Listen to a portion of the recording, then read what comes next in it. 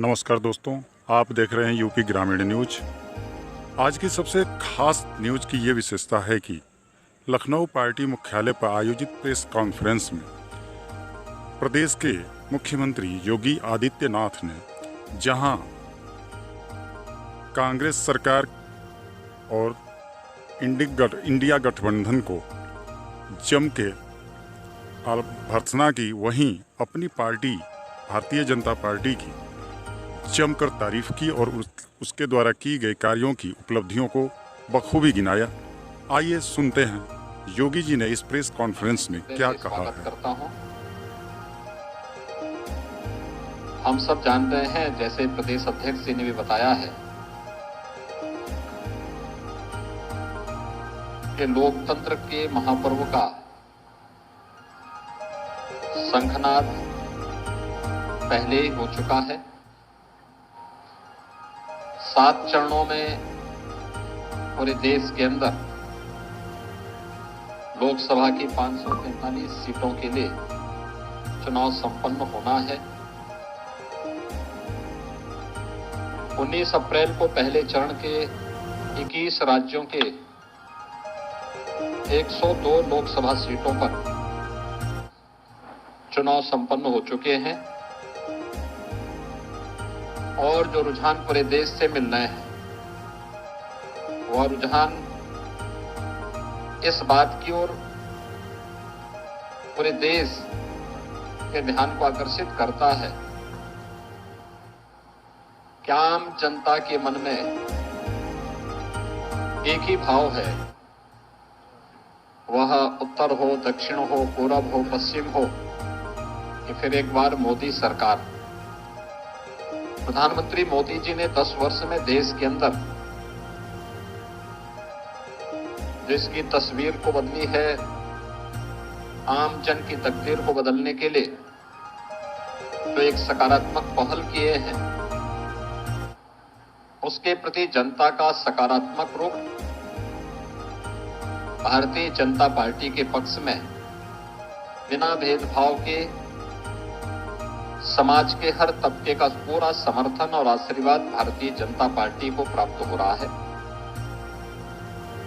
द्वितीय चरण के चुनाव 26 अप्रैल को होने जा रहा है और द्वितीय चरण में 13 राज्यों की 89 सीट्स पे चुनाव होने हैं, जिसमें अभी सूरत की एक सीट पर भारतीय जनता पार्टी के प्रत्याशी निर्विरोध भी एक सीट पर अभी हो चुके हैं। चुनाव इस बात की ओर ध्यान आकर्षित कर रहा है कि संभवतः पहला चुनाव देश का होगा। 18वीं लोकसभा का चुनाव है और अब तक के पहला चुनाव होगा जिसके परिणाम के बारे में पूरा देश आश्वस्त है। आश्वस्ति का भाव इस देश से, क्योंकि मोदी जी ने पिछले 10 वर्ष में देश के अंदर पॉलिटिक्स ऑफ परफॉर्मेंस पर ध्यान देकर के पूरी जवाबदेही के साथ हर एक मोर्चे पर सर्वांगीण विकास के जिन लक्ष्यों को प्राप्त करने की दिशा में प्रयास प्रारंभ किए हैं, आज देश उसका लाभ प्राप्त कर रहा है। यह हर एक क्षेत्र में वैश्विक मंच पर भारत की प्रतिष्ठा का, 140 करोड़ भारतीयों के सम्मान का मामला हो, भारत की सुरक्षा को सुदृढ़ करने का हो, भारत की आंतरिक सुरक्षा, आतंकवाद, नक्सलवाद की समस्या को समाधान के लक्ष्य तक ले जाने का हो, या फिर देश के अंदर वर्ल्ड क्लास इंफ्रास्ट्रक्चर उपलब्ध करवाने का, highway, railway, metro, expressways, IIT, IIM, world class universities, 1 district 1 medical college, हर घर नल की योजना, ये सभी कार्य पूरे देश के अंदर, ट्रिपल आईटी, एनआईटी, ये एक लंबी श्रृंखला है इनकी, जो प्रधानमंत्री मोदी जी के नेतृत्व में भारत ने पहली बार गवर्नमेंट परफॉर्मेंस के आधार पर भी कार्य कर सकती है, और उस आधार पर जनता जनार्दन के बीच में जा सकती है, यह पहली बार देखने को प्राप्त हुआ है। देश के अंदर गरीब कल्याणकारी योजनाओं का लाभ भी बिना भेदभाव के 140 करोड़ लोगों को प्राप्त हो सकता हो, यह भी देश पहली बार देख रहा है। 80 करोड़ गरीबों को 4 वर्ष से लगातार राशन की सुविधा का लाभ फ्री में उपलब्ध होना, 60 करोड़ लोगों को देश के अंदर 5 लाख रुपए की स्वास्थ्य बीमा का कवर प्राप्त हो जाना, 50 करोड़ लोगों को जनधन अकाउंट खोल करके सरकार की धनराशि उन सभी लोगों तक सीधे डीबीटी के माध्यम से उपलब्ध करवाने का कार्य हो, 12 करोड़ किसानों को प्रधानमंत्री किसान सम्मान निधि का लाभ हो, या फिर 12 करोड़ घरों में शौचालय बनाने का काम हो, 10 करोड़ घरों में उज्ज्वला योजना के रसोई गैस के सिलेंडर उपलब्ध करवाने के कार्य हो, 4 करोड़ गरीबों के लिए मकान बनाने के कार्य हो, या 2.5 करोड़ गरीबों को एक बिजली के फ्री में कनेक्शन उपलब्ध करवाने के कार्य हो। पहली बार वास्तव में देखा है लोगों ने कि योजना का लाभ बिना भेदभाव के हर तबके को कैसे प्राप्त हो सकता है। जो नारा मोदी जी ने 2014 में दिया था, सबका साथ और सबका विकास का, वह जमीनी धरातल पर कैसे हकीकत में बदला है, यह भी पूरा देश देख रहा है और हर तबके के मन में इन सभी योजनाओं को लेकर के भारी उत्साह है। महत्वपूर्ण यह है कि जब हम लोकसभा चुनाव लड़ रहे हैं, तो लोकसभा चुनाव के दौरान एक तरफ भारतीय जनता पार्टी ने अपना संकल्प पत्र जारी किया था। संकल्प पत्र की एक प्रति के साथ पिछली बार मैं भी आपके बीच में यहां पे आया था। भारतीय जनता पार्टी ने पहले चरण के मतदान के पहले अपना संकल्प पत्र जनता जनार्दन के सामने प्रस्तुत कर दिया था। कांग्रेस ने भी अपना घोषणा पत्र जारी किया है। इंडी गठबंधन के अलग अलग दल भी अपने अपने घोषणा पत्र जारी किए हैं। मित्रों, इंडी गठबंधन और खासतौर पर कांग्रेस और उनके सहयोगी दलों के जो घोषणा पत्र हैं, घोषणा पत्र के विभिन्न प्रावधानों के खतरनाक इरादों की तरफ ही ध्यान आकर्षित करने के लिए आज हम सब जनता जनार्दन का ध्यान आकर्षित करना चाहते हैं। जनता जनार्दन का ध्यान, और खासतौर पर इन मुद्दों को लेकर के एक तरफ 1970 के दशक में तत्कालीन प्रधानमंत्री श्रीमती इंदिरा गांधी जी ने देश को गरीबी हटाओ का नारा दिया था। गरीबी नहीं हट पाई क्योंकि इस प्रकार के कार्यक्रम नहीं थे। उनके 19 सूत्री 20 सूत्री कार्यक्रम बनते थे, लेकिन वे फाइलों तक कैद होकर के रह जाते थे।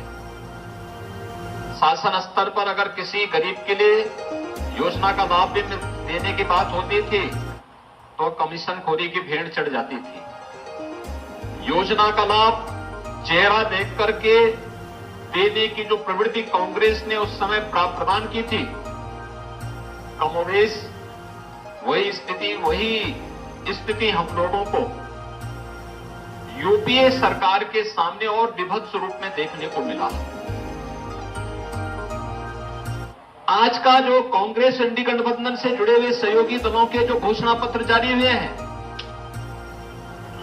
उस घोषणा पत्र को देख करके हम कह सकते हैं, एक तरफ अपनी गरीब कल्याणकारी योजनाओं को लेकर के प्रधानमंत्री मोदी जी ने बिना भेदभाव के देश के अंदर हर तबके के लोगों के कल्याण के लिए, उनके उत्थान के लिए कार्य किया और 10 वर्ष में 25 करोड़ गरीबों को गरीबी रेखा से उभार करके उन्हें खुशहाल जीवन जीने के लिए आगे बढ़ाने में मदद की। और दूसरी तरफ कोई भी इस प्रकार के प्रमाण कांग्रेस या उसके सहयोगी दल नहीं दे सकते कि जिन्होंने देश के अंदर सर्वाधिक समय तक शासन किया, आखिर इतने लंबे समय तक शासन करके 65 वर्षों से अधिक समय तक देश के अंदर शासन करने के बावजूद उनका पॉलिटिक्स परफॉर्मेंस पर आधारित क्यों नहीं बन पाया था? क्यों इनकी योजनाएं पिक एंड चूज की थी? चेहरा देख करके योजनाओं का लाभ देने का कार्य क्यों? और खासतौर पर अब दादी के दिए गए नारे को पोते के द्वारा किस प्रकार से तोता रटंत की जा रही है कि हम एक झटके में गरीबी हटाएंगे, और गरीबी कैसे हटाएंगे इसका अगर आपको उनके घोषणा पत्र में देखना हो तो यह खतरनाक इरादा भी है और हास्यास्पद भी है। वो कह रहे हैं कि हम संपत्ति, लोगों की संपत्ति का सर्वे करवाएंगे और संपत्ति सर्वे करके फिर उस संपत्ति को अपने अनुसार फिर उसका बंदर बांट करेंगे। यानी पहले देश के संसाधनों पर लूटपाट। याद करिए, यूपीए सरकार के तत्कालीन प्रधानमंत्री डॉक्टर मनमोहन सिंह जी ने अपने एक अभिभाषण में इस बात का उल्लेख किया था कि देश के संसाधनों पर पहला अधिकार मुसलमानों का है। हमारा कहना है देश के अंदर भारतीय जनता पार्टी ने 4 जातियों की बात की। गरीब है, किसान है, युवा है और महिला है। इसमें किसी जाति की बात नहीं की है, किसी मत और मजहब की बात नहीं की है। जो गरीब है उसको शासन का हिस्सा मिलना चाहिए, युवा है उसकी आजीविका की व्यवस्था होनी चाहिए, महिला है उसके स्वावलंबन के लिए कार्य किए जाने चाहिए, अन्नदाता किसान वह किसी भी जाति मत मजहब वर्ग का है उसको सम्मान मिलना चाहिए। ये भारतीय जनता पार्टी जहां इसकी बात करती है, वहीं कांग्रेस कहां से प्रारंभ कर रही है? वह संपत्ति का सर्वे करवाएगी, संपत्ति का सर्वे करके फिर उसका बंदर बांट करेगी। यानी अपनी पुरानी उस प्रवृत्ति में कहां लेके जा रहे हैं कि पहला अधिकार किसका है, और फिर वहीं से उनकी शुरुआत हो रही है। इसके लिए वह जातीय जनगणना को आधार बना रहे हैं। 65 वर्षों तक शासन किए, एससी, एसटी, ओबीसी और अन्य जातियों को इन्होंने उनका अधिकार नहीं दिया, उससे उन्हें वंचित किया। और याद करिए 2004 से 2014 के बीच के कांग्रेस के शासनकाल को, जब उन्होंने उस समय लक्षित हिंसा विधेयक लाने का कुत्सित प्रयास किया था। बहुसंख्यक समाज की भावनाओं को कुचलने के लिए, उनकी अभिव्यक्ति की स्वतंत्रता को दबाने के लिए एक कुत्सित प्रयास किया था। भारतीय जनता पार्टी के भारी विरोध के कारण वो उस विधेयक को पास नहीं कर पाए थे। भारत के प्रति इनकी मानसिकता क्या है? और इसके बाद इन्होंने अनुसूचित जाति, अनुसूचित जनजाति और पिछड़ी जाति के हकों पर डकैती डाल करके उनके आरक्षण में भी किस प्रकार से घुसपैठ करने का प्रयास किया था। इसके लिए रंगनाथ मिश्रा, जस्टिस रंगनाथ मिश्रा, जो पहले सीजीआई थे, चीफ जस्टिस ऑफ इंडिया थे, बाद में कांग्रेस के सांसद बने, उनकी अध्यक्षता में जो कमेटी बनाई गई, उस कमेटी की सिफारिश कांग्रेस की मंशा के अनुरूप देश के अंदर लागू करने के कुत्सित प्रयास हुए थे, जिसमें एससी, एसटी और ओबीसी के आरक्षण के अधिकार को जबरन कुछ वर्ग विशेष को देने के कुत्सित प्रयास इन्होंने उस समय प्रारंभ किए थे। और फिर सच्चर कमेटी की रिपोर्ट में भी दलितों के, अनुसूचित जाति जनजाति के आरक्षण में घुसपैठ करके एक हिस्सा इसको भी मुस्लिम वर्ग को जबरन देने के कुत्सित प्रयास किए गए थे, जिसका उस समय भारी विरोध हुआ था। यानी कांग्रेस की मंशा क्या है? कांग्रेस की मंशा, इंडी गठबंधन का मंशा है अनुसूचित जाति, जनजाति और पिछड़ी जाति के अधिकारों पर डकैती डालना, और इसके लिए वे सरकार में आना चाहते हैं। इसके लिए जातीय जनगणना कराना चाहते हैं। इसके आधार पर समाज को, पहले जातीय जनगणना के आधार पर बहुसंख्यक समाज को आपस, सामाजिक ताने बाने को छिन्न भिन्न करने का प्रयास करेंगे, आपस में विभाजित करेंगे, और फिर उसके बाद उनके आरक्षण के अधिकार में जबरन उसका बंदर बांट करने का काम भी इनके द्वारा करने का प्रयास होने जा रहा है। और यह एक खतरनाक इरादा इनके द्वारा अपने इस जो है घोषणा पत्र में इनके द्वारा करने का कुत्सित प्रयास प्रारंभ हुआ है। हम सब इस बात को जानते हैं कि कांग्रेस की मंशा हमेशा सत्ता एन प्रकारेण सत्ता प्राप्त करनी रही है। वे देश की कीमत पे सत्ता चाहते हैं और देश की कीमत पर उन्हें सत्ता चाहिए। इसके लिए महिलाओं पर बर्बर अत्याचार करने वाली तालिबानी प्रवृत्ति को भारत के अंदर लागू करना चाहते हैं। यानी व्यक्तिगत कानून को कांग्रेस सत्ता में आने के बाद लागू करने की बात करती है। यानी 3 तलाक की कुप्रथा से भारतीय जनता पार्टी की मोदी जी के नेतृत्व की सरकार ने देश की आधी आबादी को इस कुप्रथा से मुक्त किया, उससे स्वतंत्रता दी। कांग्रेस उसका समर्थन करती है। यानी व्यक्तिगत कानून देश के अंदर हम कहते हैं 2 प्रधान 2 विधान 2 निशान नहीं चल सकते। इसके लिए की मंशा है, यह आधी आबादी का अपमान तो करती ही है, एक खतरनाक इरादे की ओर भी देश का ध्यान आकर्षित करती है।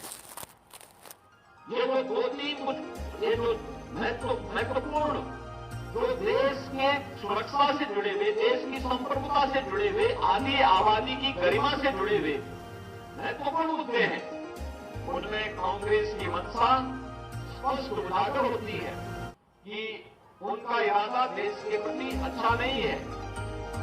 वे एक प्रकारेण अपने उस पुराने डीएनए के अनुसार फिर से कार्य करने का प्रयास कर रहे हैं, जिसके कारण 1947 में देश का विभाजन हुआ था, जिसके कारण देश लगातार आतंकवाद, उग्रवाद और अलगाववाद की चपेट में आया था, जिनके कारण जिनके उस डीएनए के कारण देश के अंदर सभी संस्थाएं भ्रष्टाचार के आकंठ में डूबी थी। एक अविश्वास का माहौल देश के अंदर खड़ा हो गया था। कांग्रेस इस देश को फिर से उधर ही ले जाना चाहती है और आज इसीलिए जब लोकसभा चुनाव के हम द्वितीय चरण के लिए मतदान की ओर जाना चाहते हैं, तब मैं प्रदेश और देश के मतदाताओं से अपील करना चाहूंगा। ये देश यानी जीवन आपका है, सुरक्षा आपकी है, देश आपका है, वोट भी आपका है। आपका एक वोट आतंकवाद की तरफ भी, आतंकवाद के पुराने दौर को ना वापस ला सकता है अगर गलत दिशा में गया, और आपका एक वोट भारतीय जनता पार्टी के पक्ष में जाने का मतलब आतंकवाद को सीमा पार ही निपटाने की जो भारतीय जनता पार्टी और हमारी मंशा है और जिस पर हम लोगों ने पूरी ईमानदारी के साथ काम किया है, भारतीय जनता पार्टी उस अभियान के साथ आगे बढ़ रही है। एक वोट जनता जनार्दन की सुरक्षा के लिए खतरा पैदा कर सकता है अगर गलत दिशा में गया, लेकिन भारतीय जनता पार्टी को प्राप्त होने वाला एक वोट वह उनकी सुरक्षा की पुख्ता व्यवस्था करता है।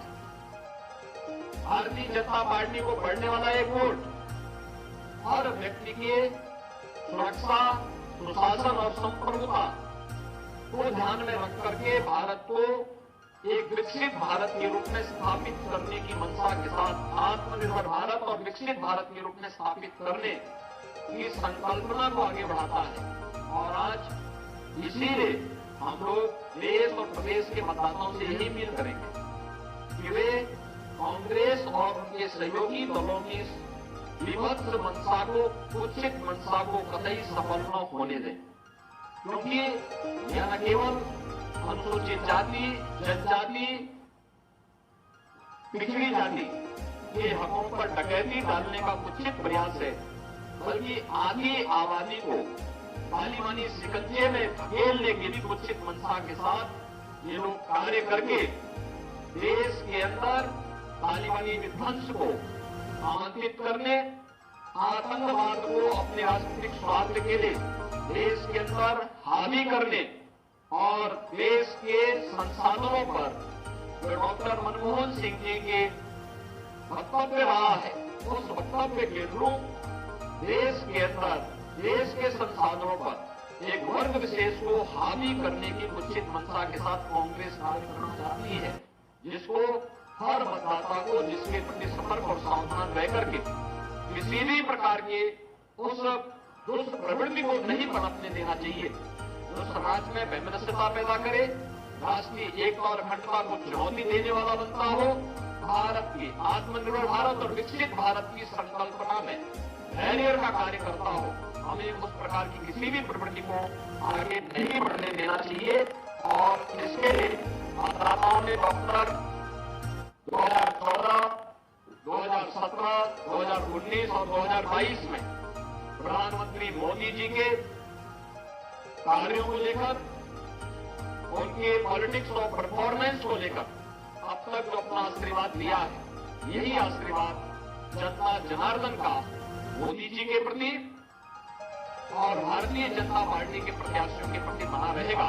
ये हमें पूरा विश्वास है और कांग्रेस को उसके घोषणा पत्र और उसके मंशा के अनुरूप पूरी तरह कांग्रेस और इंडी गठबंधन को खारिज करने का कार्य भी देश का मतदाता करेगा और इसमें कोई संदेह नहीं है।